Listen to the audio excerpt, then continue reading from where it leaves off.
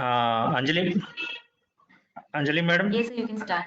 You have to be in touch with, continuously with Anil Baliga and Mr. Prakash sir. Huh? Okay, sir. I'll start now. Okay, sir. I'll start now, madam. Is it able? Are you able to Yes, hear? sir. Yes, sir. Yes, sir. Yes, sir. You are broadcasting now, madam. Yes, sir. Yes, sir. It started. Okay. Good evening. As rainy days are there, some little hiccup in terms of network has happened actually. Chairman of Mangaluru ICI and treasurer and secretary have not joined, but they are trying to join actually. I hope in spite of the small delays in the presentation and today's webinar, we will make it successful by God's grace. So I'm Kaushik from QCrete Readymix India Private Limited, and I'm thankful to all of you for coming today to hear this webinar on some of the advances that have occurred in recent times and overall a overview of advances in concrete actually. Now,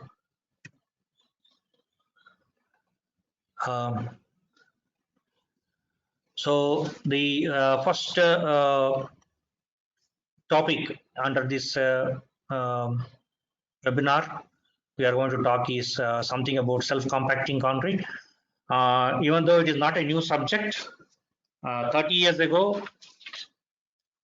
around 1986-88, Professor Okamura of Kochi University, not Kochi University Cochin here, but Kochi University Japan, was the main architect and inventor of such a wonderful concrete.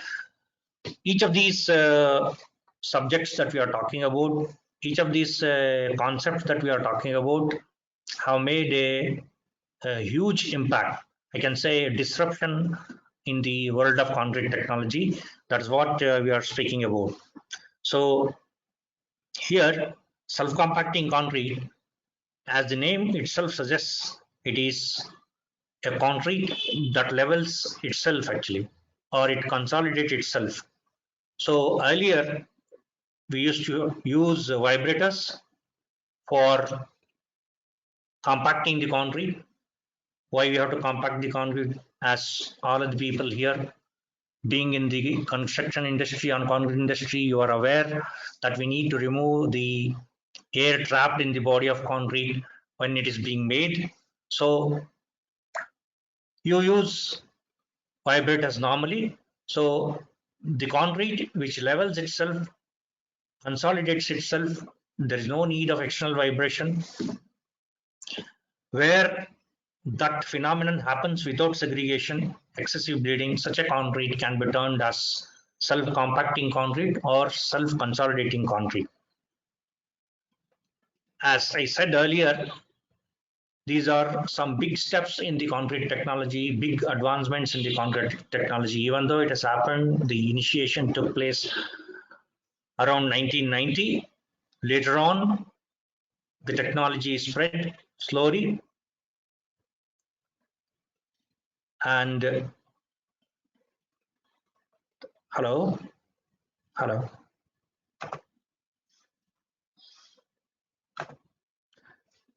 So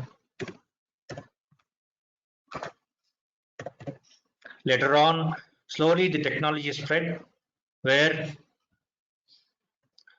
we had to learn to harness the advantages. So what are the advantages of self-compacting concrete? no mechanical consolidation, improved constructability, permeability is reduced, minimized voids, problems associated with concrete vibration. You need to, for example, you used to have a lot of labor moving around, taking the vibrators, and vibration need to be monitored. Sometimes you used to get excessive vibration, sometimes you used to get under vibration, and it all used to cost a lot. It all used to cost a lot. It used to cost a lot of money because honeycombing used to happen, durability issues used to come. So vibration was eliminated, labor force was eliminated, reduced in terms of people carrying the vibrators and using vibrators, and strikingly innovative architectural features were introduced.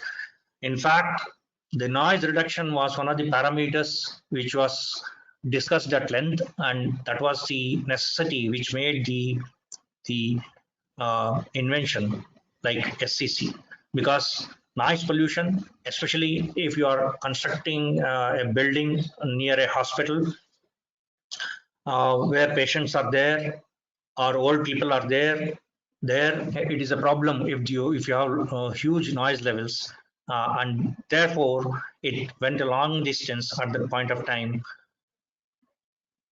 Through this invention, the noise levels were decreased to significant levels, number of labor were decreased, and beautiful architectural features were evolved thanks to SCC. We'll talk about that one. So easier pumping, and there are placement techniques, many other placement techniques are also available, and in fact Okumura, the Japanese professor, was trying to make what is called as high performance concrete. He wanted to eliminate the problems associated with the durability issues of concrete. He wanted to give a long lasting concrete. In which direction he was working in that direction. There he found this kind of product, actually self compacting concrete. As any concrete, it will have cement, sand, aggregates especially are should be lower in size, actually, which gives the SCC a better workability, better placeability, and better segregation resistance and all the properties. So lesser the aggregate size. Generally, earlier when we started using SCC earlier in the 90s, 20 we used to have good amount of 20 but slowly the 20 reduced, 12 increased. Now most of the times we do SCC with only 12 down. That is the preferred mixed design procedures, at least in India, as far as India is concerned. Now you have admixtures. We are basically, I can say, the steps of SCC. The invention of SCC is directly embedded in this beautiful material called polycarboxylic ether based admixture. It complies to, of course, codes like EN 9934, things like that. And this PC based admixture is an engine. You can say the engine driving force in making SCC. Without PC based admixture, generally which will have a water reducing ability of about 35 to 40%, you cannot have an SCC. Now at the moment, the technology has moved to such an extent that the PC based admixture is part and parcel of SCC. Together with this, we have viscosity modifying agents. Sometimes you have air entering admixtures if you have harsh sands or bad sands, or if you're doing SCC in freeze-thaw conditions. And of course, if you want to transport the concrete SCC for longer distances, you have retarders. But of late, the advancements are all these viscosity modifying agents are embedded or um, built in into superplasticizers. A superplasticizer, a good superplasticizer will have built-in VMA, and then you can have a SCC easily done without adding too many other components. Now, in India, fly ash and GGBS is easily available. So whenever we talk about a M25, M30 SCC, we directly blend OPC plus GGBS or OPC fly ash. But in other countries, they still have this stone powder, limestone powder, all these things to be blended. Actually, they practice this one actually. And of course, if you want to make a SCC with different colors, you will go for pigments. And you want to enhance the durability, you will go for polypropylene fibers or steel fibers, things like that, based on the requirements of other tensile strength or flexural strength or things like that. So SCC, earlier days, SCC, it was bound by EFNARC, FNARC specifications or FNARC guidelines. This was the only guidelines available. But now you have plenty of literature available, and SCC is now designed to fulfill the requirements EN 206. And SCC mixed design procedures have also been explained in IS 10262. Due to high content of powder, SCC may show plastic shrinkage and creep other than ordinary mixes, but it is compensated. This is countered by very low water cement ratios. You will see in some of the mixed designs, most of the mixed designs, you have SCC done with probably 0.3 to 0.4. 0.35 is a general water cement ratio. You can see, you can easily say the most of the SCCs are done between 0.3 to 0.4, at the most 0.45. So lower water cement ratio, through the lower water cement ratio, you control the plastic shrinkage, drain shrinkage, and creep. So SCC anybody can make, but if he knows that it has to pass through these tests: fillingability, passingability, segregation resistance. Because one of the major idea of using SCC is to pour the concrete in congested reinforcement areas. When the reinforcements are very close to each other, you pour the concrete and you need not have to vibrate it. That is one of the major objectives of making an SCC concrete. So it has to fill the particular mold or whichever structure you are element you are putting in, and it should not segregate, and it should pass through the reinforcement easily. So you have the tests. Actually, generally, most importantly in India, we do V funnel, L box, U box tests, and slump flow tests for testing the efficacy of SCC, whether it qualifies or not. So the idea of showing this picture here is, when we do SCC, most importantly, the visual test that we do, forget about any other test, there should not be bleeding around. So there should not be bleeding. And when this bleeding should not be there, the bleeding should not be there at the point of placing actually. So sometimes you come with some new idea that I should not have bleeding in 10 minutes, 5 minutes and all. But you need to consider as a customer, when you are buying SCC, when it reaches the site, when it reaches the pouring point, at that point of time, there should not be bleeding, there should not be segregation. You can see this is an example. Another example, very beautifully designed SCC mix. You have here being poured into a congested reinforcement area, and these possibilities where you have thick big columns, maybe about 12 meters height, can be poured easily. And the beauty of SCC, as I said earlier, these kind of designs, you make the formwork, you make the molds, and you can have these kind of designs thanks to the flexibility in design imparted by SCC concrete. And you have countertops. Now most of the times in India we use granite, but otherwise other countries they use concrete countertops.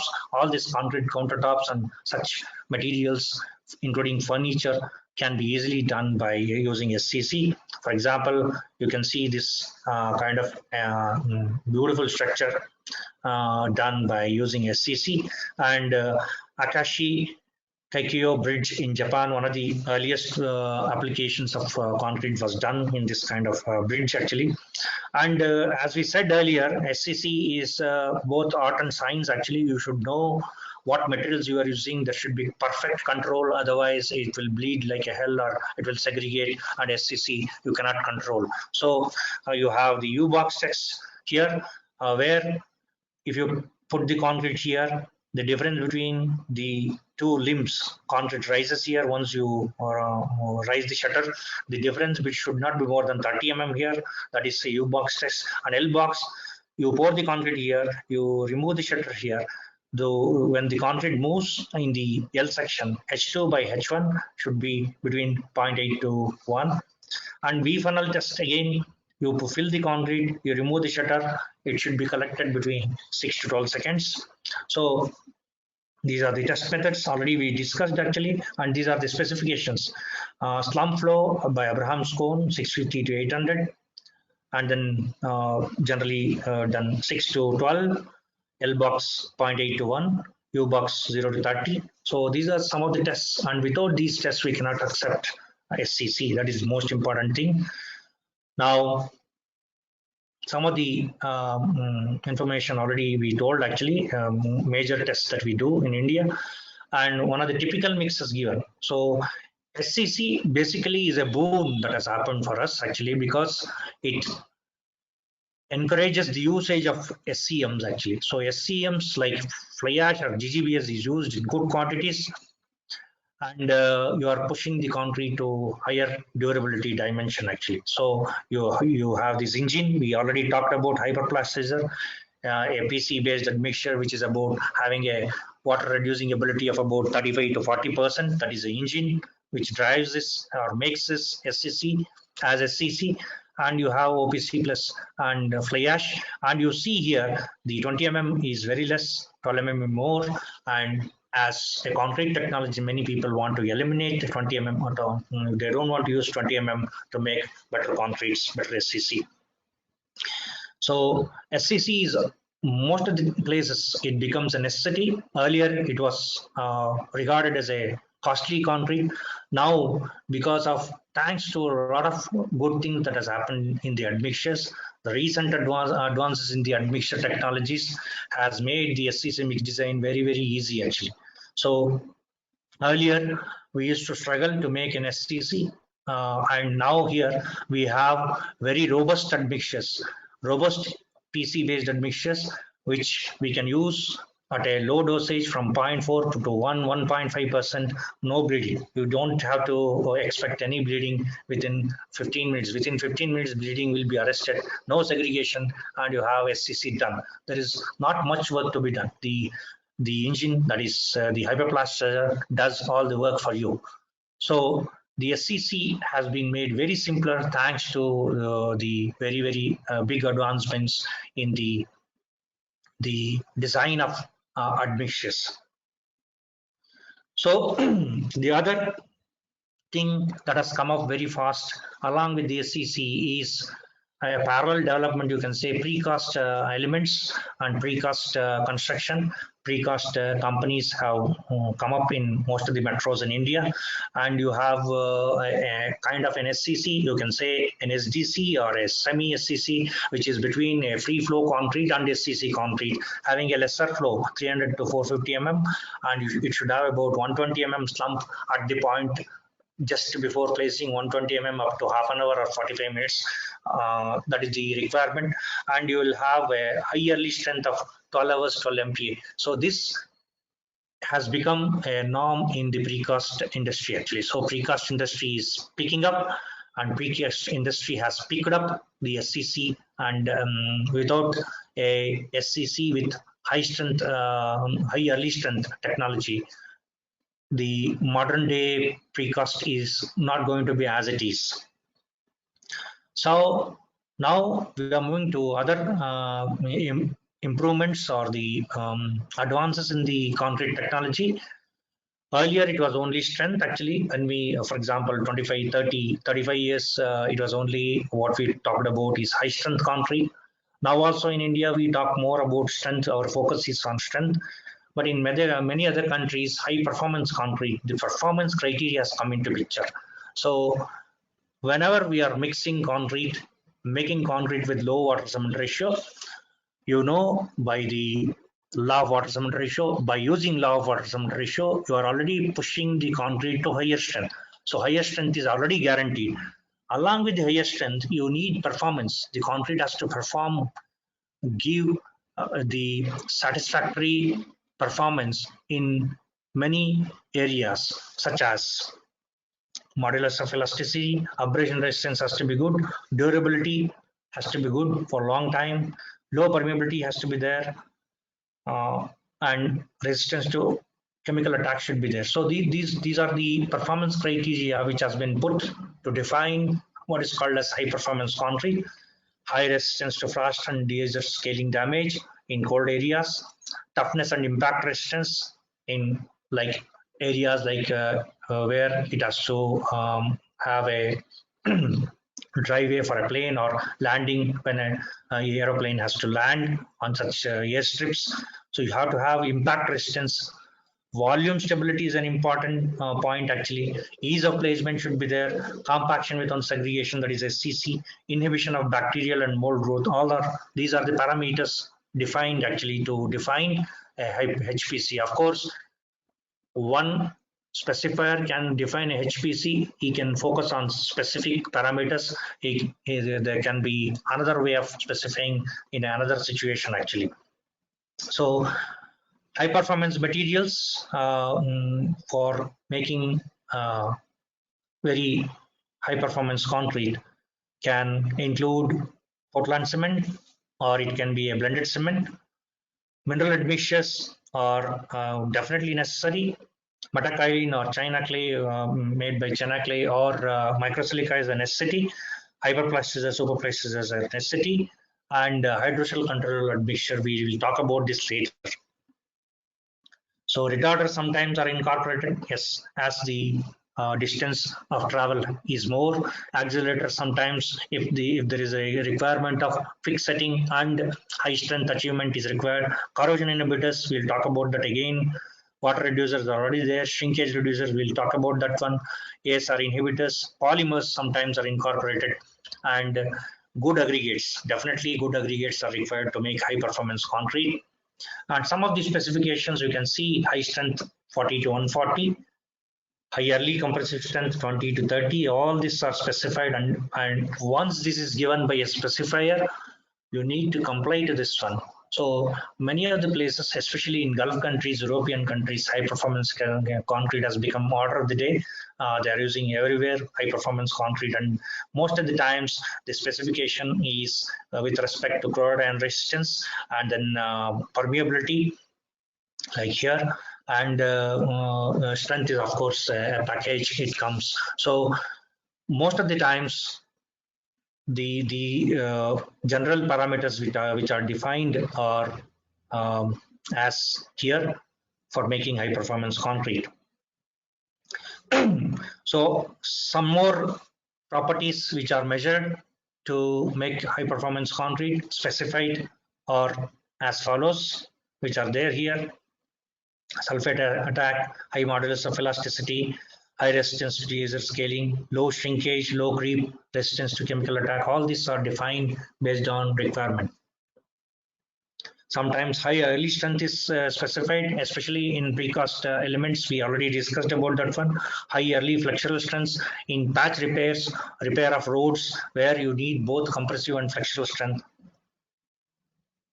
So how it can be achieved? By specially made admixtures, incorporation of high admixture, high strength incorporating high performance admixtures, low water cement ratio, and then you have good amount of cement content, optimized mixtures with SCMs to give high early strength. As we said, sometimes it can also incorporate microsilica, which is a very popular product as far as getting high strength is concerned. Steam or autoclave curing. Earlier in India, forget about high performance concrete. We used to have railway sleepers. Most of the railway sleepers even today are done with steam curing.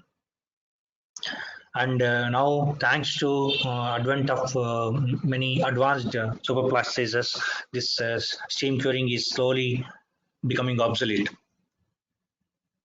Now, bonded overlay, sometimes when you have to make a bridge repair or overlay on a bridge or something like that, flexural strength is the most important thing. And high early flexural strength and compressive strength both are important, and such are specifications given to make high performance concrete. Now, the next advancement which has happened, which is interesting, and in the coming 5 to 10 years, this kind of concrete is going to be very popular, and probably it will dominate the construction industry, or the especially in the high scrapers and mass housing, such structures where you need quickly, you need to install and you need to do structures very quickly, and high durable structures, and maybe some of the military installations like bunkers and bridges. All this can be done very quickly using ultra high performance concrete. The definition is 150 MPa and above. And this is the next version of high performance concrete, but it will have these components. Components are almost same, except that it will have only fine particles. Quartz sand, selected quartz sand, finely ground limestone powder, probably between 0.6 and below, and it will not have bigger coarser aggregates. So coarser aggregates are eliminated.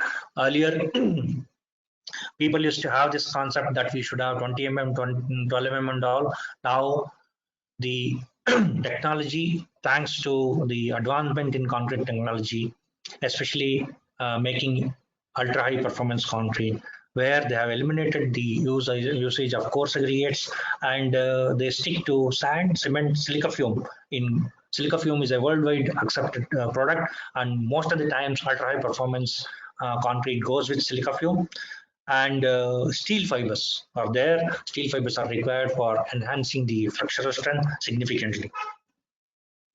So water cement ratio versus compressive strength, you can see at 56 days, water cement ratio at 0.21. It starts here 140 mm, and when it goes to 0.24 at 56 days, it comes here. So lower water cement ratio 0.21, 0.22, 0.23 are preferred water cement ratios for making ultra high performance concrete. When compared to conventional concrete, you can make smaller sections when compared to conventional concrete. Some of the mixtures which are researched well are given, where typically it will have cement and silica fume and sand in these ratios. These are recommended ratios only based on locally available raw materials. You have to do the trials and you have to change. It will not hold good. These mixture proportions may not hold good for making ultra high performance concrete in your area. Again, another example where it has been given. Typically, it will have huge amount of cement content, okay, which is not there in normal concretes actually, accompanied with microsilica and accompanied with a very good amount of hyperplasticizer or superplasticizer, steel fibers, and a low water cement ratio.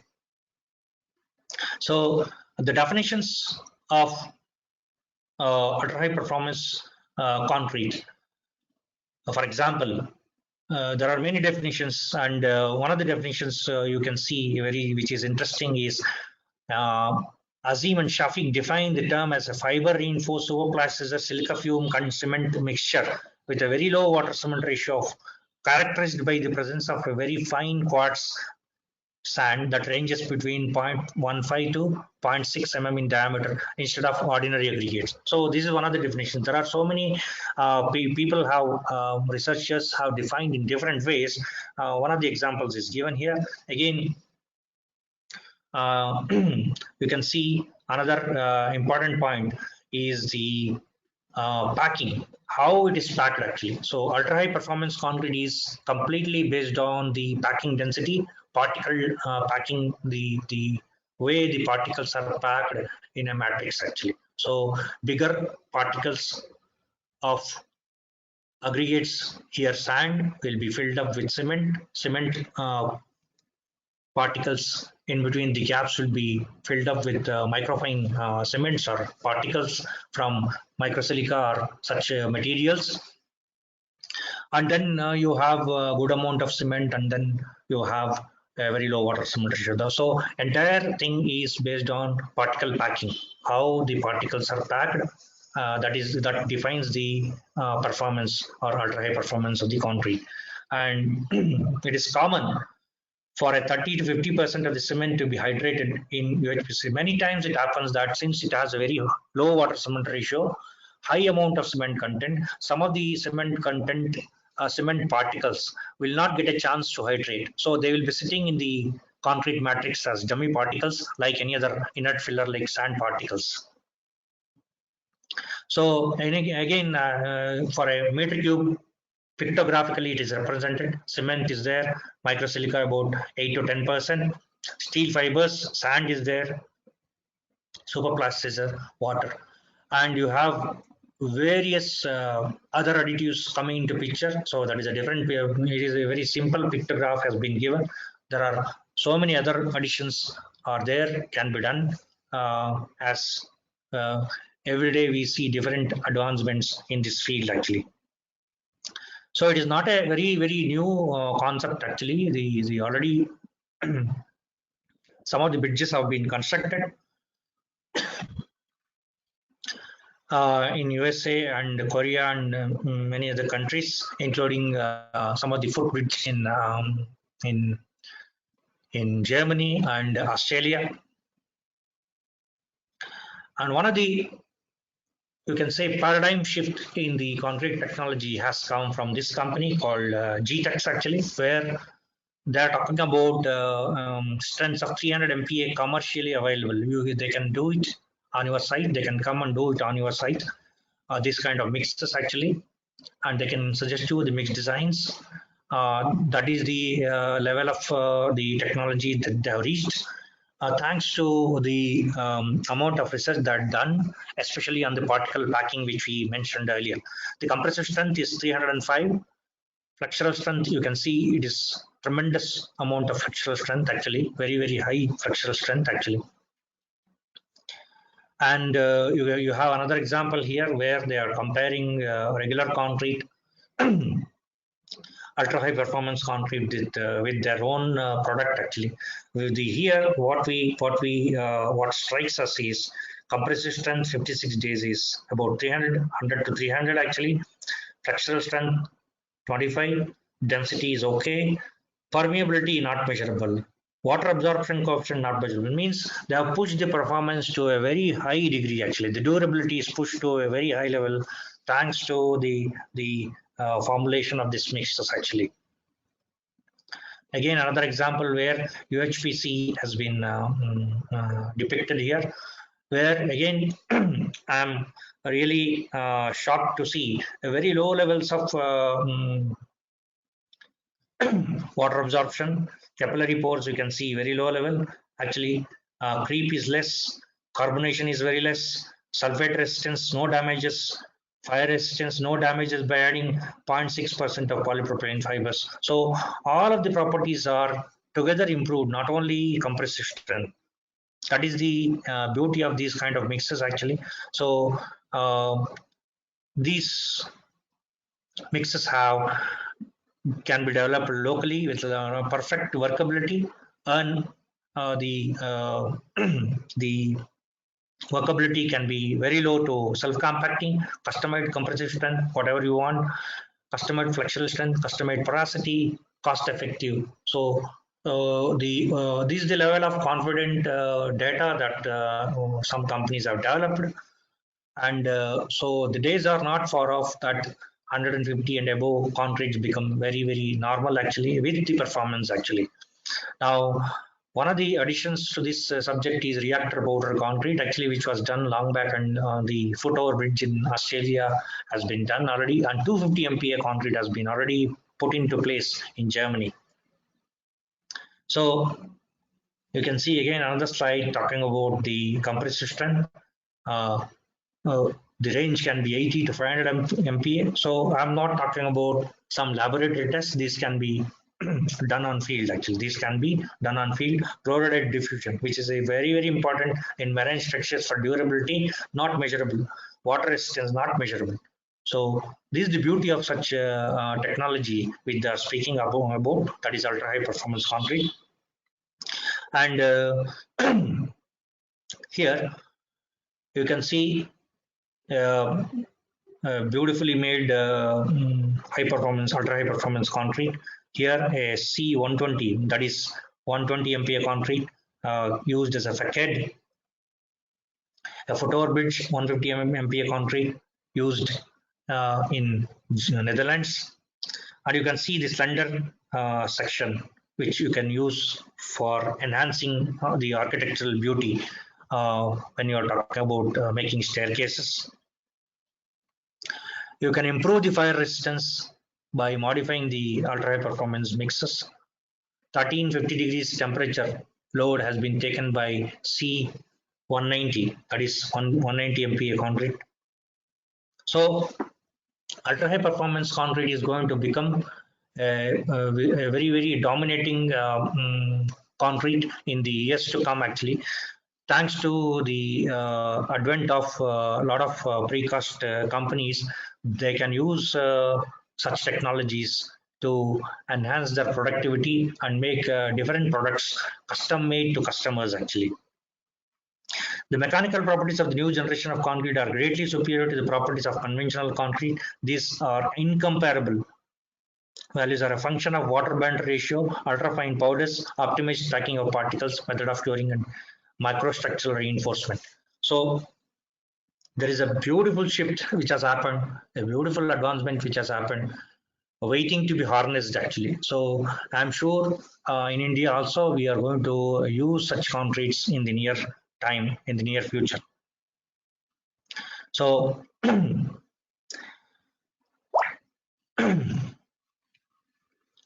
one of the advances which is happening, one of the advances which is again, you can say, is a shift or a big contributor is tremendous improvement in the rheology of the concrete.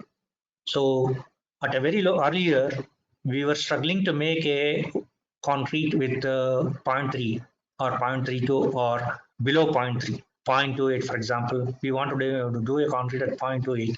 We used to struggle because the concrete used to become sticky, concrete used to become immobile, very stiff. Now, admixtures with good VMAs are available where you have concrete made with a very low water cement ratio, no problem of pumping, no problem of placement, no problem of finishing. So such concretes have made very easy to design high performance concrete, ultra high performance concrete, pumped concrete, anything you can design. Latest technology in admixtures have made it possible. You can see in a precast plant, a foreman just dumping the concrete, which is a high strength SCC concrete.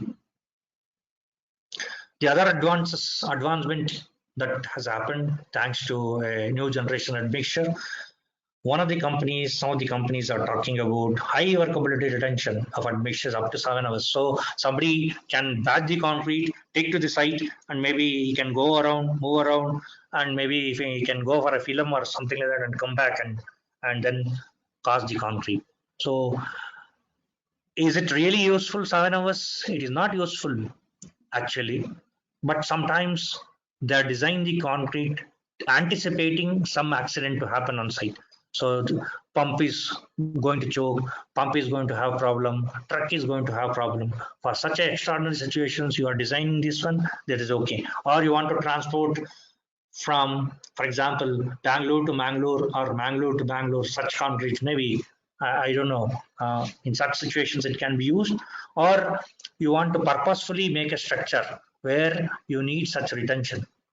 So ultimately the aim is it ensures that you can place the concrete up to 7 hours, maybe 5 hours or 6 hours in a hot climate like Chennai or Hyderabad or something like that. But that is an assurance. So nothing will happen to your concrete. You can place the concrete, okay, up to that time. So this is an advancement which can be used, but the beauty which comes along with the retention is the water reduction, which is mind blowing actually. So we had not heard of 50% water reduction. We were always sticking to 35 to 40%. Now water reduction possibility is up to 50% with such admixtures. So that is the real advancement in such admixtures, which using which you can make a very high strength concrete, high performance concrete. So there are admixtures which can make the concrete sleep. Why the concrete has to sleep? For example, you have made the concrete, for some reason the customer has not taken. So what do you do in normal conditions? You dump it. You don't use it. So it is an environmental hazard. You don't recycle it or you don't use it at all. So you have to take this and search, go in search for a landfill and fill it up actually. So instead of that one, you use the concrete. You use a admixture which can put this concrete to sleep, and next day morning maybe 12 hours or 24 hours depending upon the requirement. You add an activator, and you can use that concrete later. This is one situation. Other situation is, for example, in tunnels. You have transported the concrete to a tunnel, nearby tunnel. Something happens in tunnel, means you cannot proceed in tunneling or some operational failure, something happens actually, then you can hold the concrete for maybe 24 hours or 30 hours or whatever it is and add the reactivation activator and activate it and use it actually. So this technology is also available actually, helping especially the tunneling operations and such operations.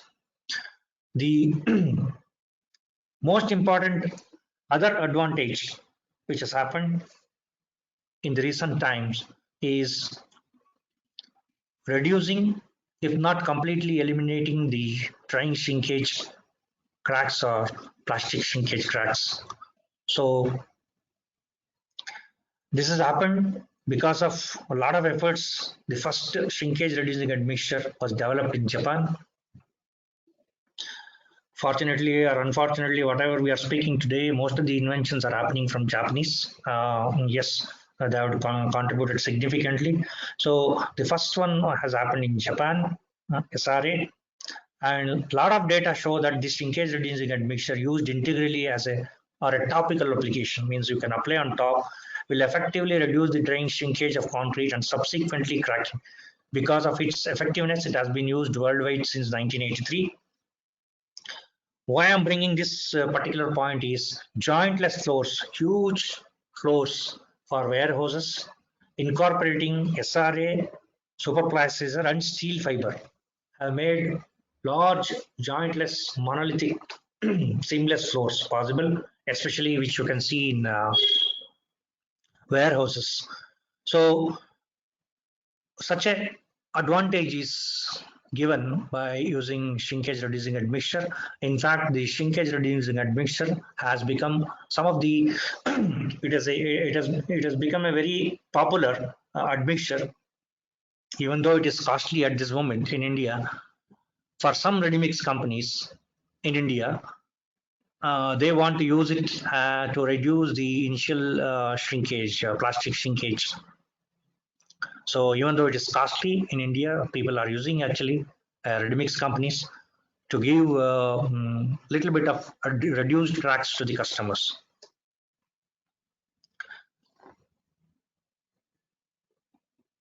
Even though it is not a new advancement, but in India we have started using it now. We have started using in good quantities in India.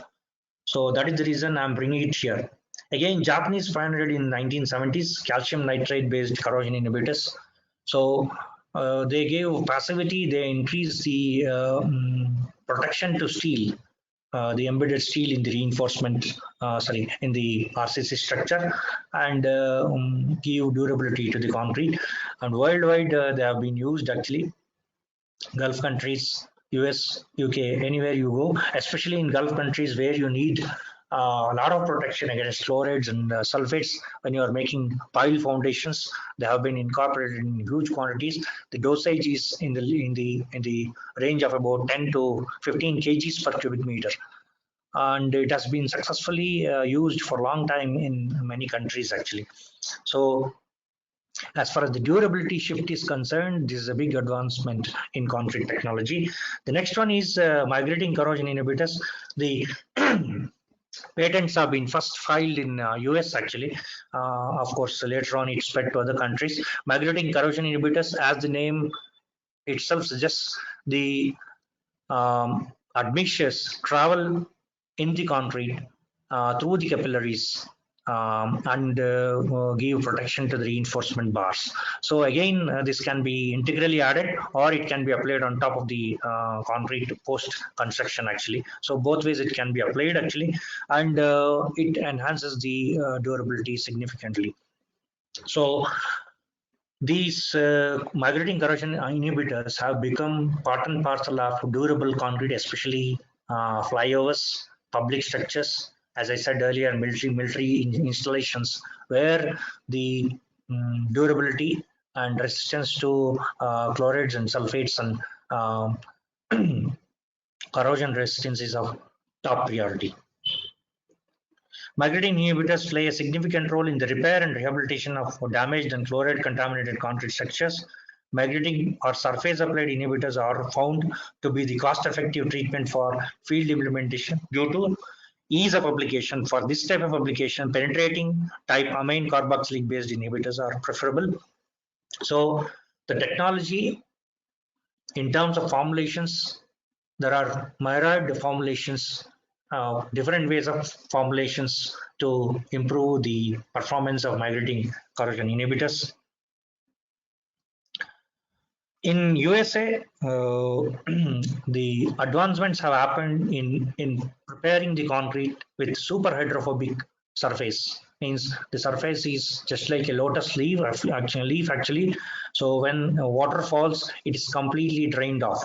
No water stagnates actually. So completely it is repelled actually. So by incorporating of by formulating some admixtures, and when we incorporate in concrete such admixtures, it gives a super hydrophobic surface, enhancing the durability of concrete.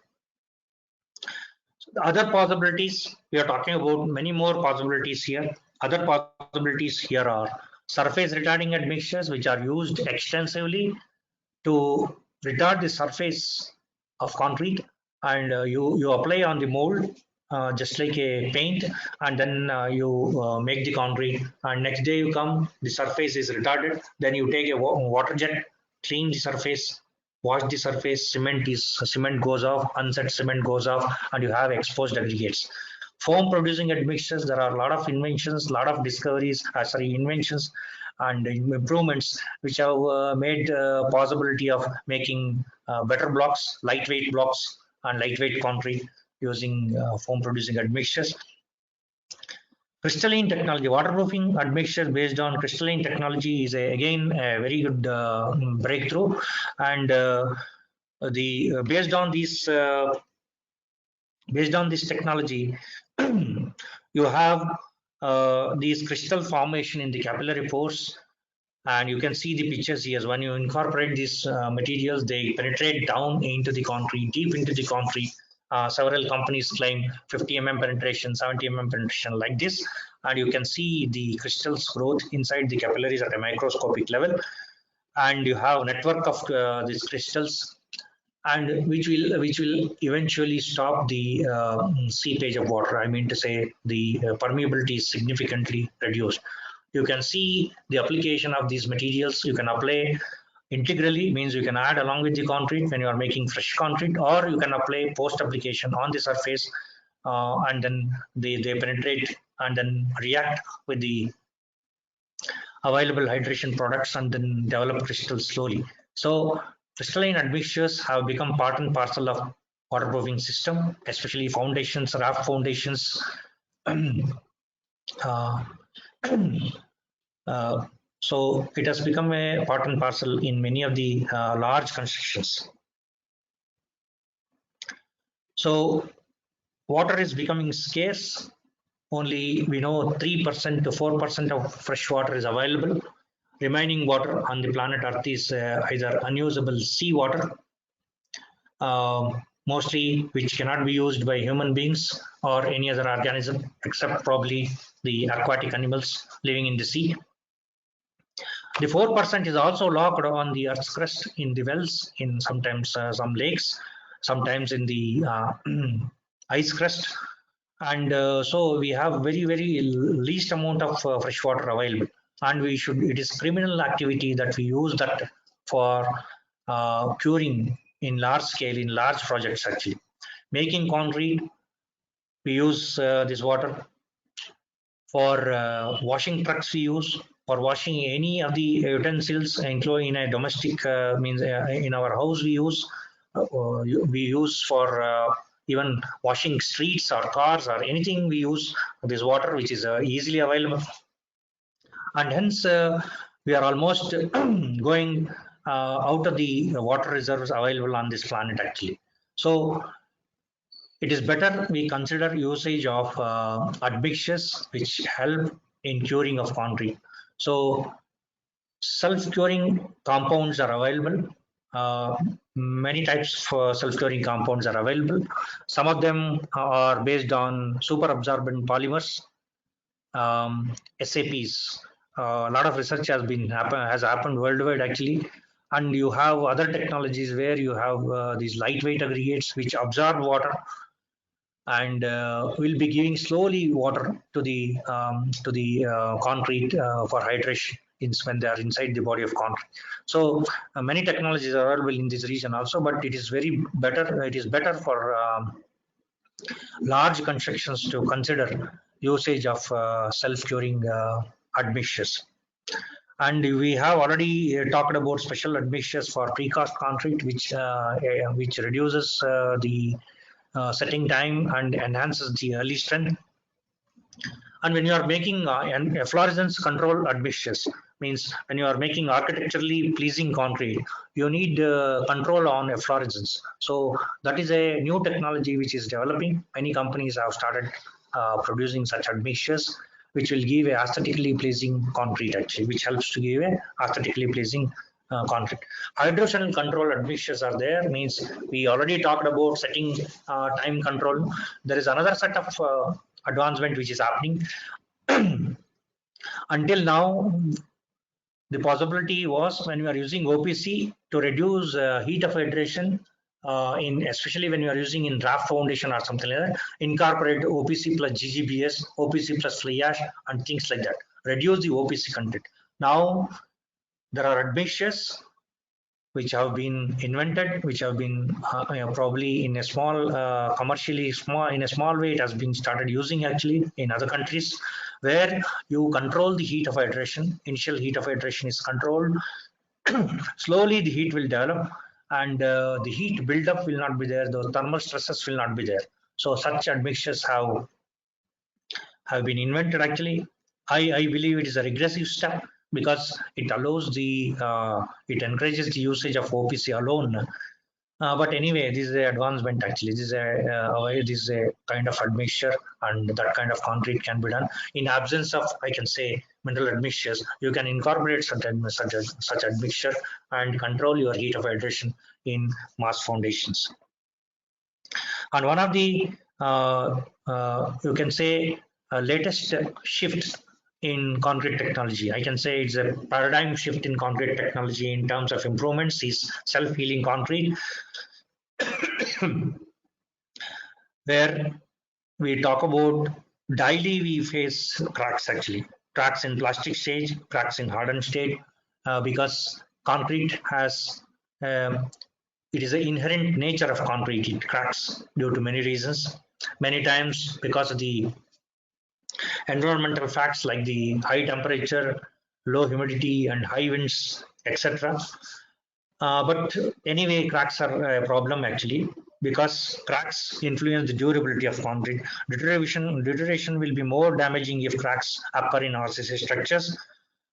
No matter what you use waterproofing material,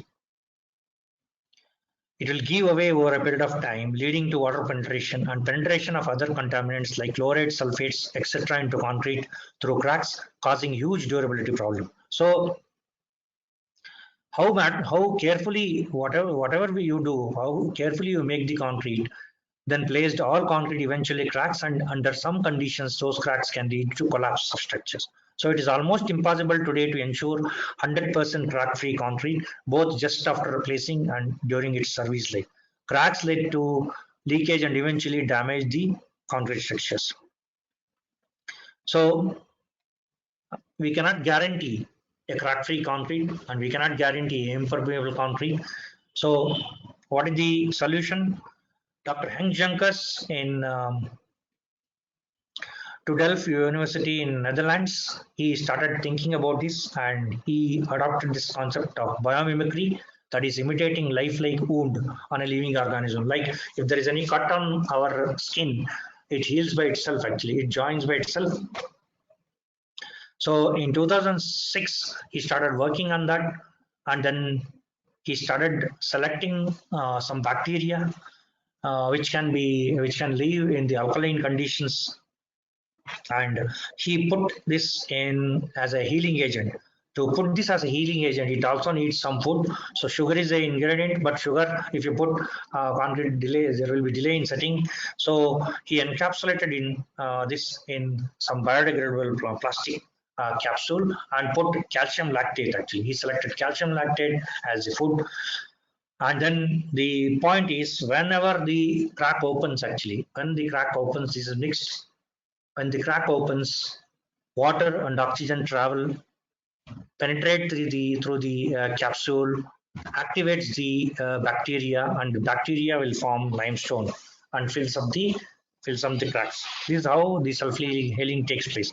Dr. Henk Junkers chose Bacillus bacteria for the job because they thrive in alkaline conditions and produce spores that can survive for decades without food or oxygen. So in the end, Junkers chose calcium lactate, setting the bacteria and calcium lactate into capsules made from biodegradable plastic and adding the capsule to the wet concrete mix. When the cracks eventually begin to form in the concrete, water enters and opens the capsule. The bacteria then germinate, multiply, feed on the lactate, and doing so, they combine with calcium with carbonate ions to form lactate or limestone, which closes up the cracks. So it is said that through his experiments and some of the he has already Dr. Henk Junkers and his team have already applied this material in many structures in Netherlands and in European countries, and they are expecting the concrete life incorporated with such bacteria as more than 200 years. So the bacteria will be there, and whenever the cracks open, it will get activated, and then cracks are filled up. So healing takes place. So the durability of concrete is extensively improved actually. At this moment, we are talking about 50 to 75 years. You know, modern structures, many of the public structures, I'm not talking about apartment buildings, I'm talking about public buildings, public flyovers, defense establishments, 50 to 75 years, 100 years probably is the full life, service life of a structure if maintained properly and if everything is taken care during the production of concrete, placement and transportation, everything if it is taken care. So Dr. Henk Junkers and team is talking about 200 years plus. So this is the main shift actually in the concrete technology, is a big advancement in the concrete technology. And at this moment, the problem was that the team of Henk Junkers told that we have to use about 7.5 to 10 kgs, approximately 7.5 kgs is average, 7.5 kgs is to 10 kgs per cubic meter of this self-healing agent, actually bacterial agent, which was costly. It was almost doubling the concrete rate actually. So in India, it was not, it did not pick up actually. 3-4 years back we tried, but days are not far off, at least in where the durability is of topmost priority. Of course, these things will pick up fast actually. So bacteria seals the cracks by converting nutrients into limestone. Important public structures like flyovers, bridges, metro, water storage tanks, nuclear power plants, defense infrastructure buildings, wherever the durability is of numero importance, it will be used actually. Now, the latest craze in the concrete technology is 3D printing actually. So I'll just take some time in talking about this 3D printing, which is going to pick up in a very big way. The first industrial revolution began in UK in the 18th century, and second 20th century, Henry Ford started mass production of cars, and then came what is called as Becker board. So it started printing objects actually. Process of joining materials to make an object from 3D model, layer by layer. And this was again the inventor was Professor Kodama from Japan, and taking a leaf of his inventions, a lot of things have happened actually. Before coming to building sector, they did a lot of work in the field of medicine. Hideo Kodama, Japanese inventor, used UV lights to harden polymer and create 3D objects. In 1980, he started this. In 1999, they engineered organs, big advancement in the medicine. In 2000, they printed kidney, 3D printed a kidney, but transplanted it later because they had to do some other studies in 2013. In 2008, they printed a prosthetic leg. 2010, they printed a car. And in 2018, a family moved to this place actually. This is a 3D printed house. A family moved here in 2018. So this is a this is a structure which has come in UAE, Dubai. This is again same structure in Dubai. So a lot of concrete structures have come up in different parts of the world using 3D printing technology. This is our own L&T which has done the 3D building in India. Chinese, as usual, they have made huge things, huge buildings. They have built about 10 houses in 24 hours using a printer, 120 feet by 40 feet by 20 feet. So Chinese are planning cities to be built, cities to be printed. Entire city they are going to print using 3D building, say 3D printing technology. So these are the things which are happening actually. Which are latest advances, and then I can say it has become a craze, especially with the younger generation, because this is all related to computers. So first you make a model of a building or an object. For example, let us say we make a model of this building, and the model consists of several layers, actually layer by layer, and this model is connected to a software which will give instructions to a machine, and the machines of comes in different varieties. We'll talk about that later. That is not the subject now. So, and that machine prints the concrete structure actually as per the model, as per the instructions given by the software. So you have gantry girder type of printer, or you have this robotic arm centrally placed. You place here in one place and then move the arms to print a building. So you have different kinds of printers. So the advantages which are coming from this technology is very fast, easier, design flexibility, use of recycled materials. You can use economical, means you make one building and you go on repeating the same thing actually. Especially useful for reducing the cost and make cheaper mass housing. And you need not have to bother about the farming, uh, shuttering. You need not have to invest on shuttering materials, labor, maintenance of the shuttering, and then the supervision of shuttering contractors. All this is gone because these are printed actually layer by layer. This is built actually. So the disadvantages are application of reinforcement is a difficult thing, and then each printer may be costlier. Taking from one place to another place is difficult actually, and then investments are higher.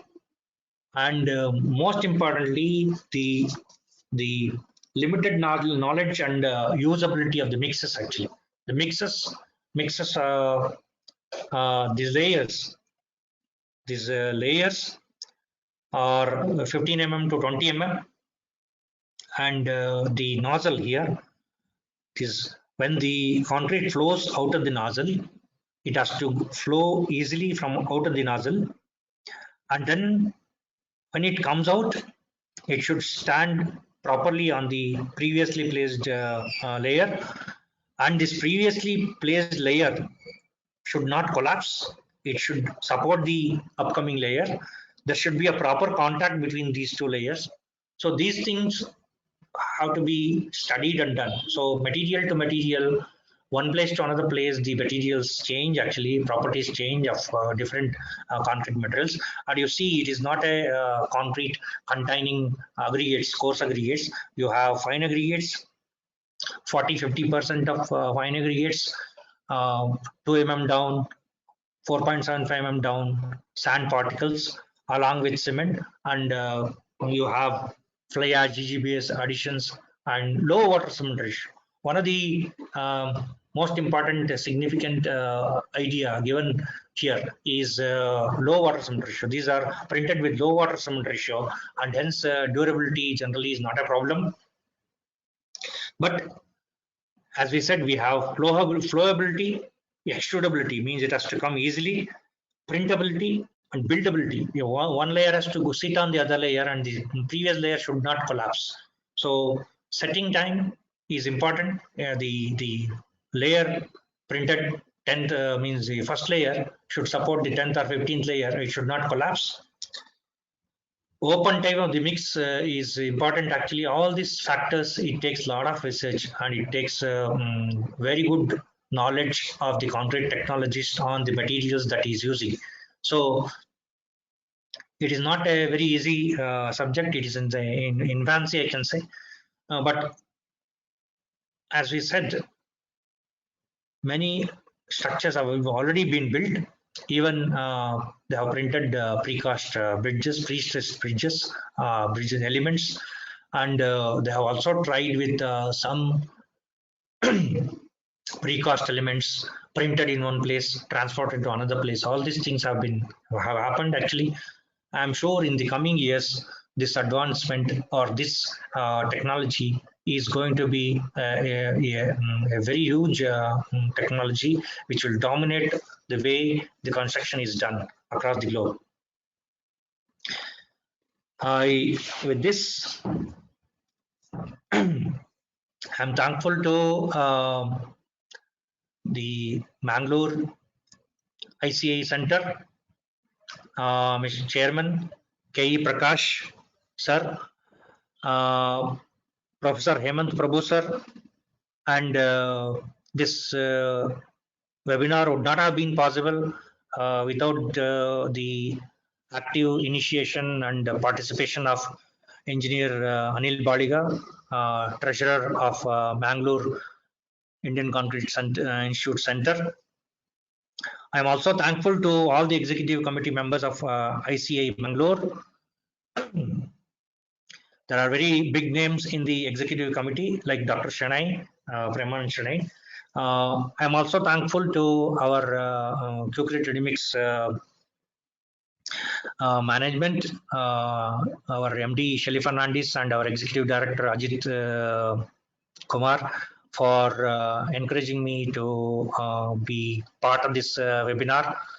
And I'm also thankful to all the audience who have come on this day, Saturday, to listen to this actually.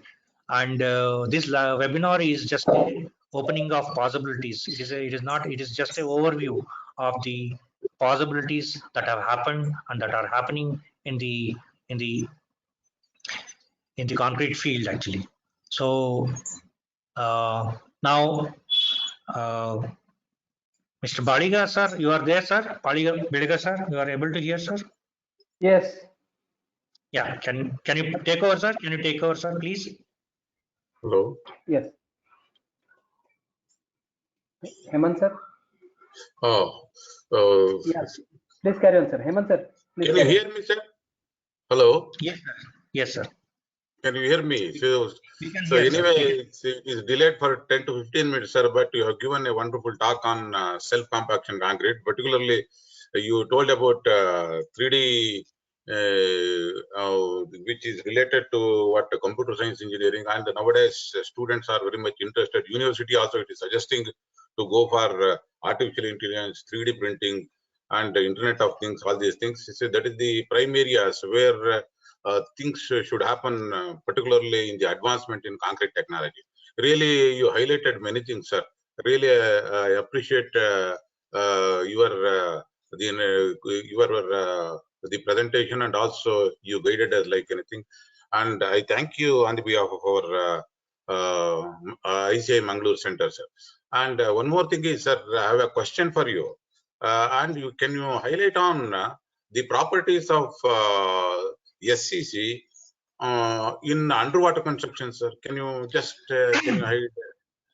can you throw some light on this underwater Yes. concreting? Yes, sir. Yes, sir. Yes. Um, Self-compacting concrete, basically SCC is a very thixotropic material. It has a lot of cohesive forces working within it actually. And so when you place underwater, there are additional admixtures which has to be used actually.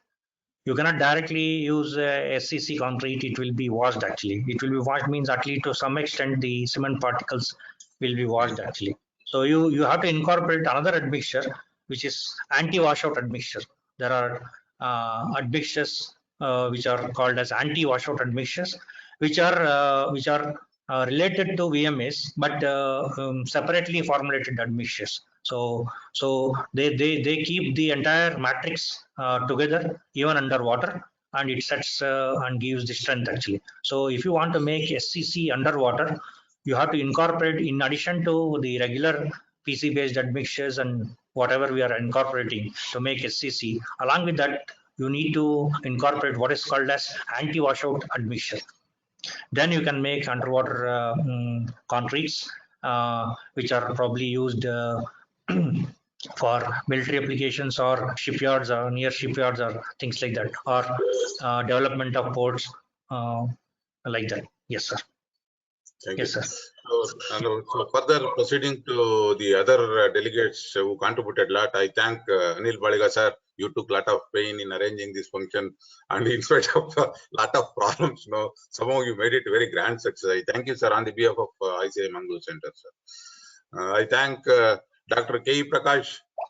Sir, you did very well, and you are encouraging all of us. Anyway, on the behalf of IC Center and myself, I thank you, sir. So I thank one and all who contributed directly or indirectly for the success of this particular webinar. Really special thanks to again to Kaushika. I expected to see many examples you gave. It has a lot of insight to the latest concrete, that too particularly in self-compaction concrete. A lot of research work it is going on self-compaction concrete only. But the thing is, the lower water cement ratio, it has got its detrimental effect on the properties of concrete. But still, by the addition of the admixture of higher level, the latest super plasticizers, many things they have come because of incorporation of all those things. So we are going advent with what the latest trends in the field of civil engineering. and also this concrete, it is occupying the whole space in the universe. So really, I appreciate you for your presentation, sir. Thank you once again. Thanks a lot, sir, for your nice words, Doctor. As one of the major things which I'm understanding is, to be honest with you, the I'm baffled to say that Chinese are planning to print cities itself actually. So I can say probably they have at least 20-25 years ahead of us actually. So it is mind blowing activities they are trying to do actually. The printers are totally different when compared to conventional 3D concrete printers, and I'm sure we are going to catch up slowly and steadily. Yes, sir. Yes, sir. So one more question I have, sir, for you. Particularly in pre-stressed concrete structures, in addition to these tendons, what we put regular reinforcement, just like RCC structure. There is a steel congestion. When there is a steel congestion, the pouring of concrete, it is a very difficult task. Still, it is a practice that they go for what the normal concrete. They are telling we are using M30, M40, M50, higher grade concrete they are using. Fine. The problem is the problem with what coarse aggregate. Selection of coarse aggregate, it is very, very important. You said in your presentation, so as far as possible, they are reducing the quantum of what coarse aggregate in this particular self-compaction concrete. So does this decrease in the quantity of what coarse aggregate by the replacement of some other materials, and this particular bleeding and segregation, could it be avoided in pre-stressed concrete structure, sir?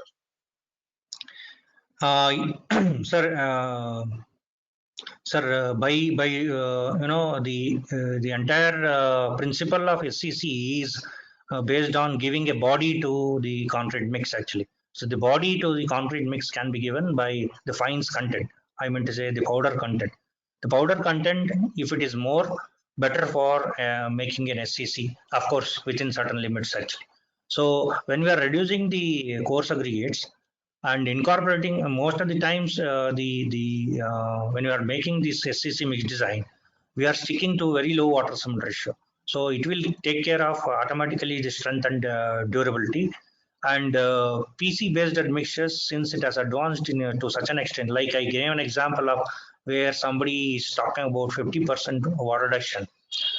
So they make it child's play for anybody. Any concrete technologies today can easily produce SCC or precast concrete at 0.3. No need for big research. Earlier, we used to struggle actually. I can say 20 years back, we used to struggle actually with the materials available. So that is not a problem at all actually. So, but many times what happens, no, still the precasting industry have not started appreciating the SCC actually in India. They just go by direct economics. Direct economics means immediately they have to spend some 450 or 500 rupees more when they're talking about SCC. So that is what they are bothered about. But they don't consider about the life cycle cost. So when they calculate the life cycle cost and maintenance fee, the SCC mostly is maintenance free. You can means you need not have to, if you take care of the farm work, everything, you need not have to go for any additional plasters or something like that. You need not have to even paint also. Many of the precast elements abroad, even when they are building airports or museums or something like that, they are leaving exposed form finish concrete actually, made by precast companies actually. So so ultimately you can reduce the dependency on plastering, you can reduce the maintenance cost, and you are using low water cement ratio. You can reduce the labor cost related to vibration. So the precasting companies will slowly consider these things actually. Yes, sir. So last Yes, sir. question, sir. One more thing. You told the global water, if you see, 99% is salt water, only 1% is surface water. So when the surface water is 1%, when there is a scarcity of water, we cannot use abundantly. At one point of time, it may happen so in the future, like petrol bunks, we can have these water bunks in all the cities. So because of this scarcity of water. Now my question is, this sea water or ocean water, can you use it for self-compaction concrete, sir? Because salinity, they have given limitation for salinity. So the chloride content and salinity, if you think it, if the chloride content is very less, salinity is, there is a limitation for it. Still, for PCC, we can go ahead with, when there is no reinforcement PCC, you can go ahead with what this particular seawater for mixing. It never becomes the detrimental effect on the strength and durability of that particular concrete. So can we use this seawater for all types of concrete works, in particular for this self-compaction concrete, sir? Sir, 96% salt water and 4%. What I said was, out of the 4%, only limited amount is available for not only human beings, for other organisms also. Other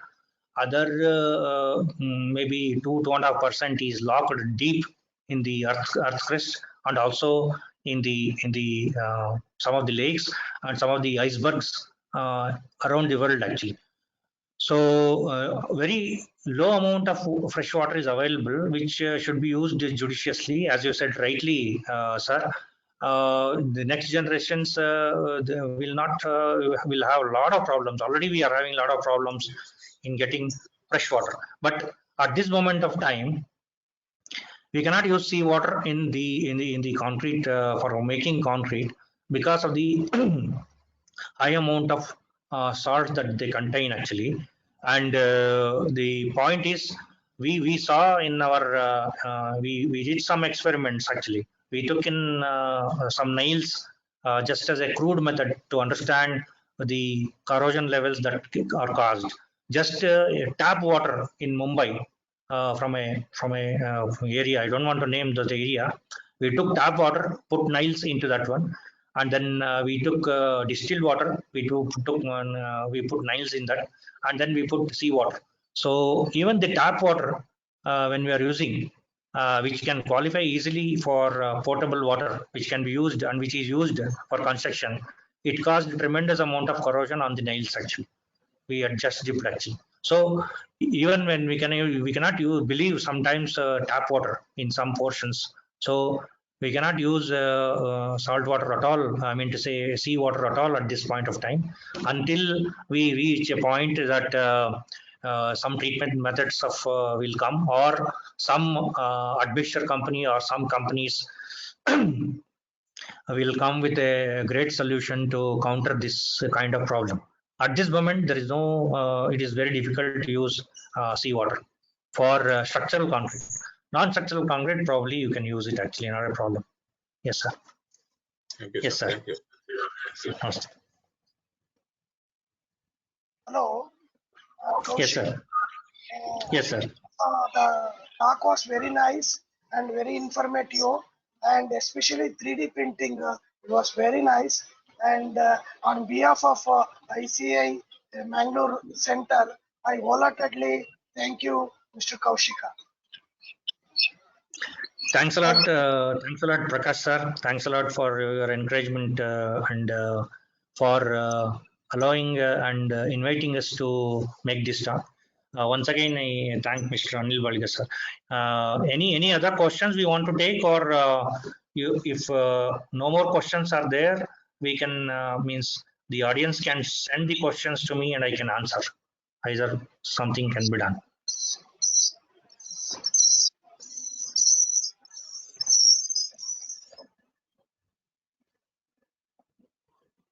Hello, sir. Some of them have asked the questions. Maybe some questions you can ask, madam. Maybe not all the questions. Maybe some questions we can answer. Okay, sir. The first one is how to overcome while designing the SEC mix with 100% natural sand available from coastal Karnataka region. Once again, madam. How to, sir, how to overcome while designing the SEC mix design with 100% natural sand available from coastal Karnataka region? Here the question is, I don't know what they want to overcome actually.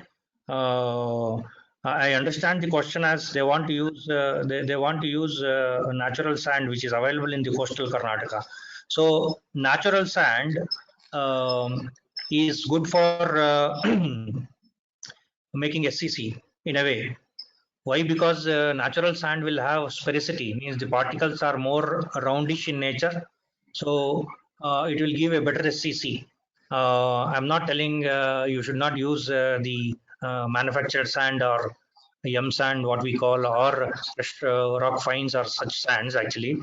But definitely natural sand is a better material to handle, and you have all mixed design guidelines.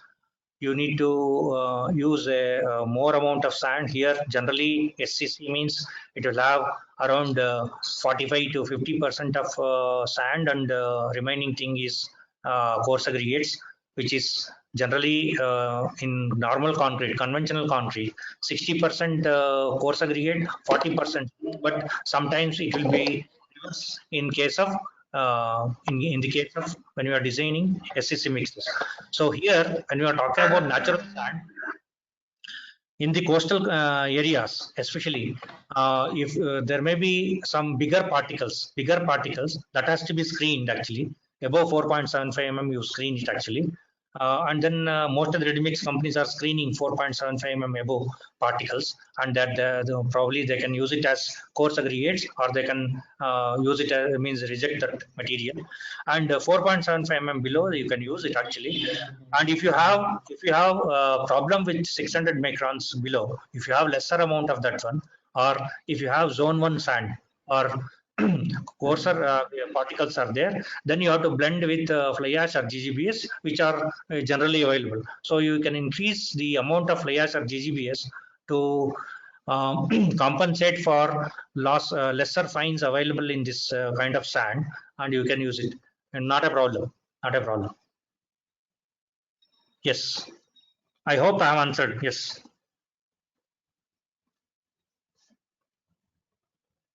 Next question, madam.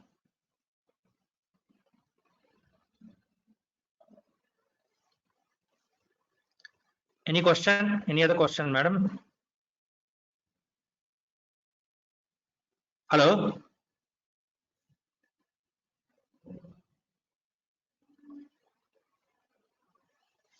Hello?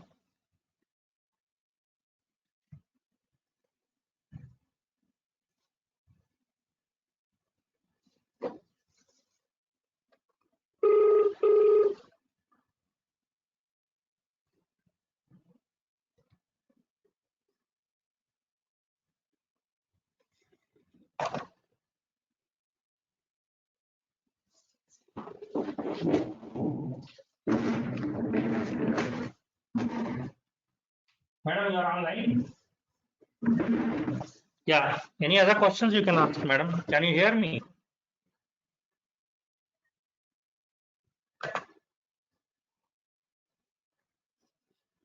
Any questions Okay, are there, okay. you can put in the chat box, sir. It is good. Sir, can you hear, sir? Can you hear me, sir? Prabhu, sir? Dr. Prabhu? Yes, sir. Can you hear me? Yes, sir. You are audible, sir. You are Yeah. audible. Any other questions, Anjali? Any other questions? One or two questions you can ask actually, if there is a network problem or something. They can put it in the chat box, sir. Nothing wrong in it. You can Yeah, answer it yeah. afterwards. Yeah, I feel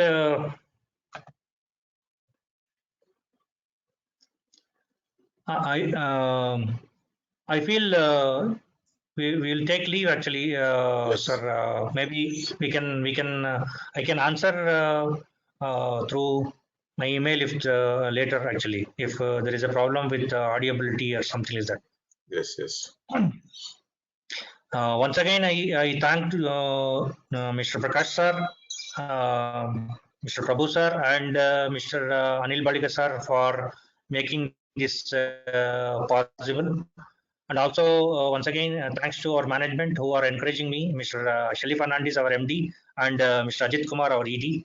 And not the least is the audience who have come to hear. It is a great evening. It is an honor that I could able to speak to all of you. Thanks a lot. Okay, sir.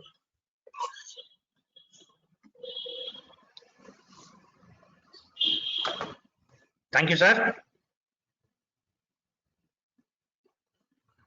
Thank you, Kaushika, sir. We will. Thank you so much.